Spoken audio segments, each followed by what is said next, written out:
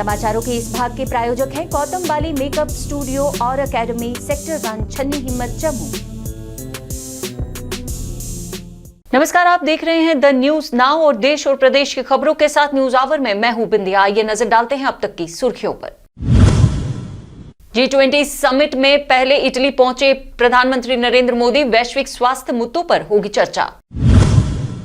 पूर्व deputy CM Jammu Kashmir का विपक्षी पार्टियों पर तंज, बोले धोखे की राजनीति पर लगेगी लगाम।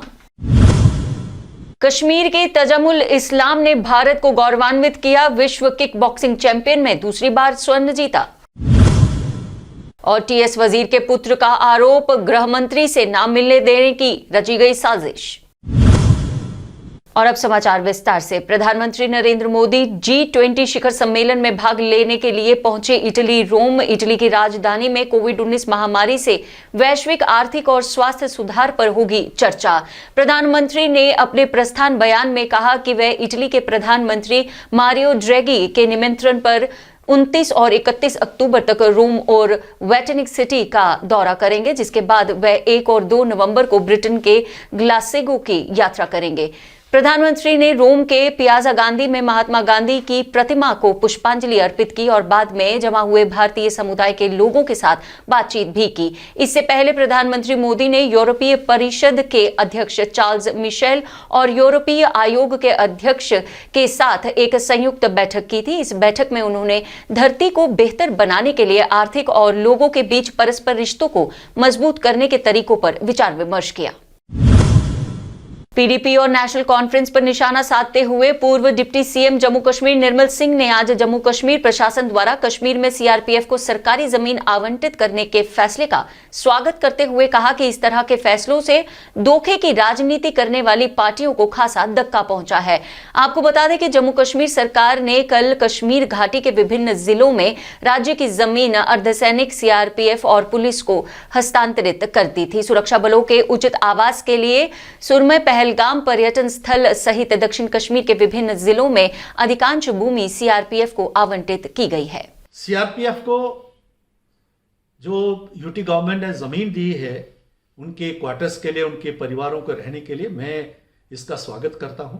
ये बहुत पहले हो जाना चाहिए था, लेकिन आज इसको किया गया है। इसके लिए लेफ्टिनेंट गवर्नर मनोज सिन्हा जी बधाई के पात्र हैं। लेकिन सोशल मीडिया में आया है कि किस प्रकार से जो कश्मीर केंद्रित पार्टियां, चाहे वो नेशनल कॉन्फ्रेंस, चाहे कांग्रेस और जो पीडीपी है, उनमें उनको काफ़ी कष्ट हुआ है। उनकी इस प्रकार की जो सियासत है, जिसको जगमोहन जी ने कहा था कि द पॉलिटिक्स ऑफ डिसेप्शन, धोखाधड़ी की राजनीति, और यही ये आज तक करते आए हैं। सुरक्षा तो इनको सीआरपीएफ की चाहिए, किसी और फोर्स के ऊपर इनका विश्वास नहीं है। लेकिन जब उनको रहने की जमीन देंगे तो इनको दर्द होगा। कश्मीर की तजमुल इस्लाम ने भारत को गौरवान्वित किया है, विश्व किक बॉक्सिंग चैंपियनशिप में दूसरी बार जीता है स्वर्ण पदक। कश्मीर की एक युवा लड़की तजमुल इस्लाम ने मिस्र के काहिरा में एक बार फिर वर्ल्ड किक बॉक्सिंग चैंपियनशिप का खिताब अपने नाम कर लिया। 13 वर्षीय तजमुल उत्तरी कश्मीर के बांडीपोरा जिले की रहने वाली हैं और सभी बाधाओं के बावजूद 6 साल की उम्र से ही मुक्केबाजी का अभ्यास कर रही हैं। उन्होंने आखिरी बार 2016 में खिताब जीता था। देश विरोधी गतिविधियों पर रोक लगाने की कड़ी में आज राष्ट्रीय जांच एजेंसी एनआईए ने फिर सुबह श्रीनगर समेत कश्मीर के कई जगहों पर छापेमारी की। बताया जाता है कि एनआईए ने बारामूला के फेशथर इलाके में फयाज अहमद डार के घर पर छापेमारी की है। उन्हें कल गिरफ्तार किया गया था।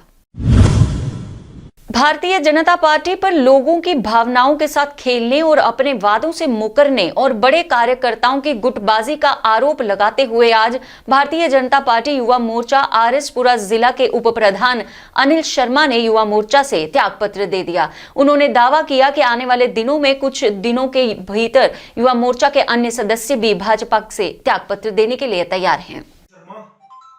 District RS Pura Yuva Morcha vice president, आज मैं अपने पद से रिजाइन कर रहा हूं बीजेपी से, और इसका कारण यह है कि हमारी जो जम्मू कश्मीर प्रदेश की जो भाजपा है वो पूरी तरह से लोगों के वादों पे विफल हो चुकी है, लोगों के काम नहीं कर रहे। हमारी जो जिला की भाजपा है वो भी पूरी तरह से विफल हो चुकी है।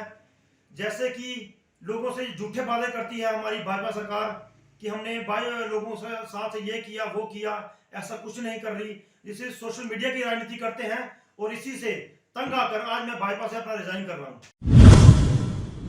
वहीं कठुआ बीजेपी कार्यालय में आज कई नए कार्यकर्ताओं ने भाजपा युवा मोर्चा का दामन थामा। दर्जनों युवा कार्यकर्ताओं के इस उत्साह को देखते हुए जिला अध्यक्ष गोपाल महाजन ने युवाओं का गर्मजोशी से किया स्वागत।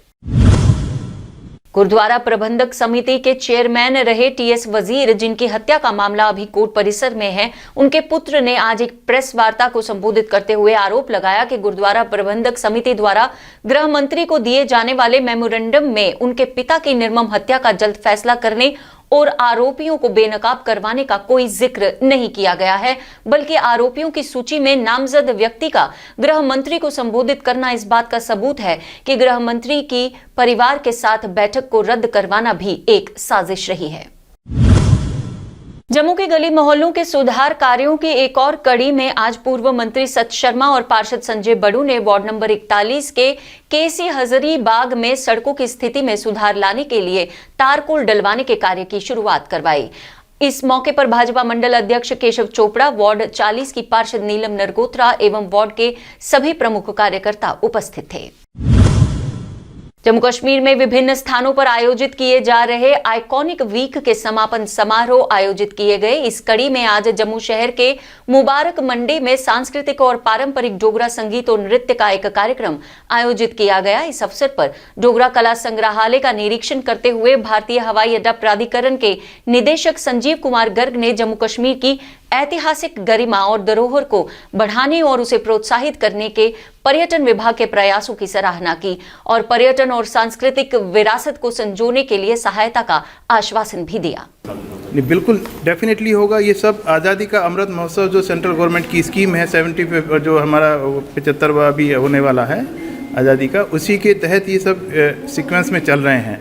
इवन सभी डिपार्टमेंट में चल रहे हैं, एयरपोर्ट पे भी चल रहा है। डेली बेसिस पे हम कुछ ना कुछ एक्टिविटी सेंट्रल गवर्नमेंट के अकॉर्डिंग हम करते हैं।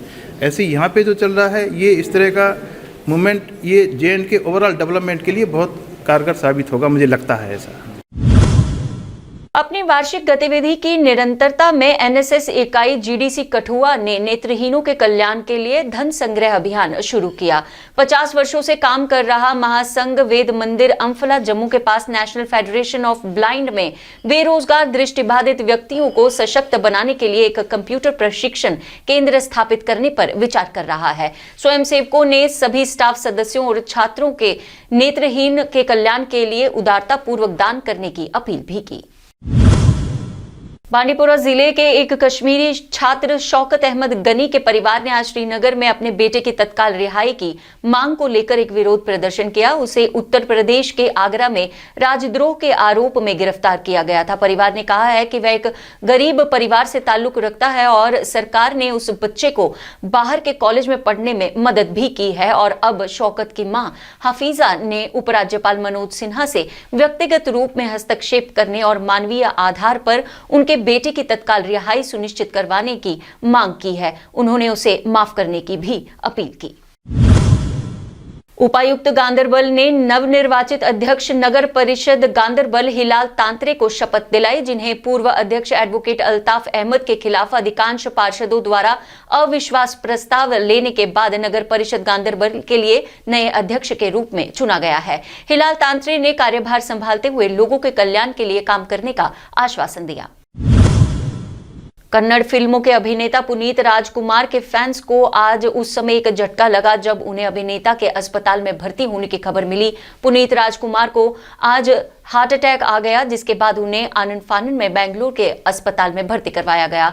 कुछ देर तक पुनीत का इलाज चला, जिसके बाद उन्होंने बेंगलुरु के विक्रम अस्पताल में अपनी अंतिम सांस ली। पुनीत राजकुमार के निधन पर कर्नाटक के सीएम CN अश्वनाथ नारायण ने भी दुख जाहिर किया है। कर्नाटक सीएम ने इस खबर की पुष्टि करते हुए कहा, उन्हें बहुत छोटी उम्र में ही बहुत कुछ हासिल कर लिया।